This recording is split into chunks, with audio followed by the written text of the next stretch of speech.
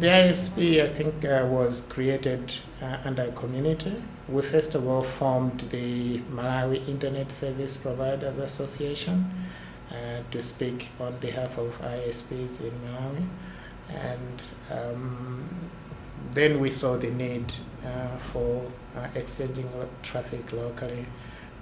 That was way back in 2004. At the beginning, the politics was very stiff to set up the IXP. Malawi has a very competitive ISP market. So it's a small country, but we have 35 ISP licenses, of which only about 8 are operational. So the market at the beginning was very competitive, but I think there was enough synergy among the ISPs to see the value of having a local exchange point. The negotiation phase to come to an agreement to set up the ISP took quite a bit of time, a little longer than we expected, 3 to 4 years. The regulator was very supportive. This is the Malawi Communications Regulatory Authority, MACRA. And at the beginning, it was part of the consultations that we had in order to form the ISP association.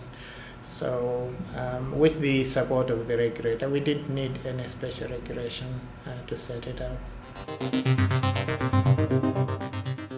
We had quite a few challenges because the association was new. There were no resources to set up the ISP. So we went under a project with the College of Medicine in Malawi, and that College of Medicine project had an equipment supplies portion from a supplier in Sweden. So they assisted us with equipment. The biggest constraint was equipment. Yes. But we realized soon after that we needed training.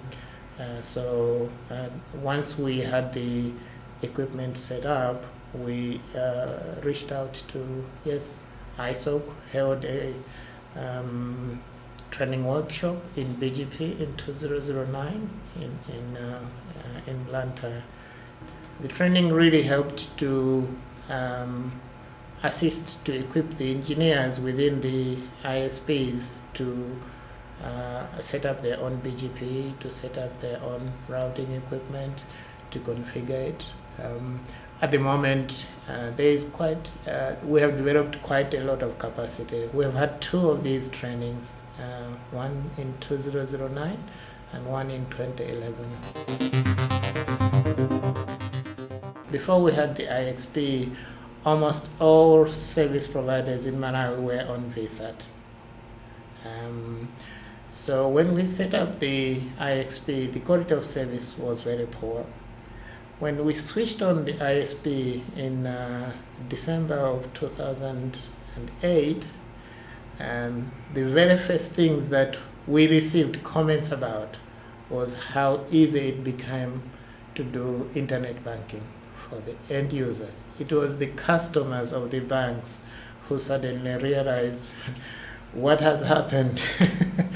This is why we are getting increased inquiries about ISPs from local establishments. So this year we're taking in 2 connections. One is the bank switch network, and the other is suddenly the cell phone providers want to connect to the IXP. After we switched on, then came the transition from VSAT to fiber connections. So right now, all ISPs are on fiber connections. With the new fiber connections, the IXP was not placed at the center of the network in Malawi anymore. It had shifted somewhere. So we have a project starting in 2011 to reposition the IXP and to improve it, because the fiber connections are requiring more higher speed connections. So where we were, it was targeting wireless connections and so forth. But now we are repositioning it to where we can have fiber connections into IXP, as well as other higher capacity connections. We have seen improvements in cost of connections to end users, but this is a little bit more difficult to quantify because the IXP and the fiber connection transition sort of happened at the same time. So it is a little bit difficult to say the cost transition is to the IXP. The connections in Malawi for city to city is actually quite expensive. So the local infrastructure is still expensive. And we're seeing a very big push because of the IXP that people are pushing for better efficiency of the local connections. And also we're seeing quite a big push for lowering the cost of nationwide connections. But it hasn't happened yet. We've had some recent consultations from the Reserve Bank of Malawi, which is the central bank in Malawi. They're inquiring how they would benefit from the IXP. They have seen that they have quite a few projects from one part of the country to another. And at the moment, they noted that there is some latency for the projects. And they have, having heard about the IXP, they came to consult us on how they could benefit from the IXP. So we were able to tell them in detail what it is, the steps that they need to take in order to connect. And they're interested in connecting as a bank rather than as a client of one of the ISPs.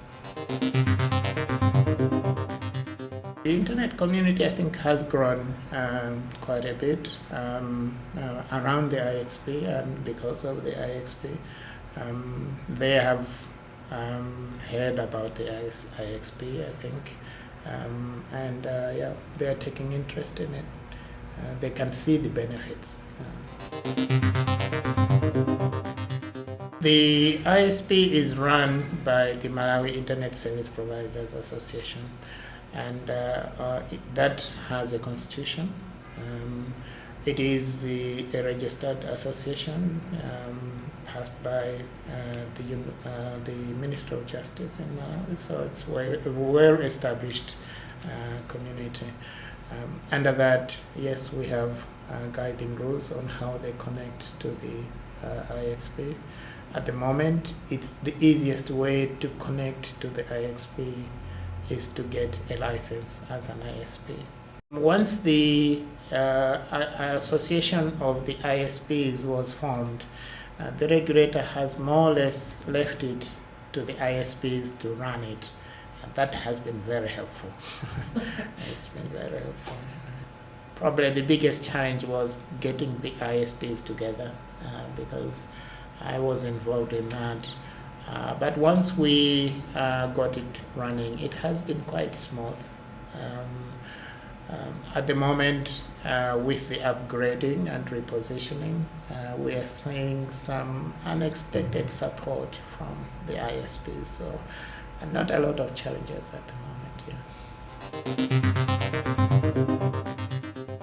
When we started, we had 6 connections. So the cost wasn't that big. It was simply the cost of the 6 routers that we needed to purchase, and that was the biggest cost that we saw. Setting up the rack, the switch wasn't that big a cost. To set up a new IXP, my advice would be get the politics right at the beginning. I think if you get the politics right and the ISPs are well coordinated, it makes it much easier. Setting up the technology is not that hard. in Malawi, one of the problems was the competition. There was need to convince the ISPs that the IXP, the exchange point, would not take business away from the ISPs. The human part, would be above 90%. Yeah.